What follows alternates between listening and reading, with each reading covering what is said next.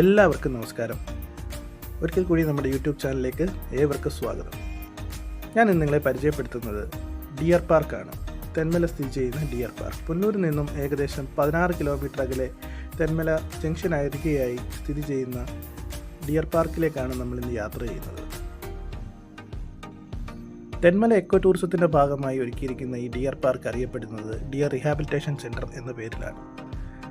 കാട്ടിൽ നിന്നും നാട്ടിലേക്ക് ഇറങ്ങുന്ന മാനുകളെ സംരക്ഷിച്ചൊരു വേലിക്കുള്ളിൽ നിർത്തുക എന്നുള്ളൊരു പ്രോജക്റ്റിൻ്റെ ഭാഗമായിട്ടാണ് ഈ ഡിയർ റീഹാബിലിറ്റേഷൻ സെൻറ്റർ ഇവിടെ ഒരുക്കിയിരിക്കുന്നത്.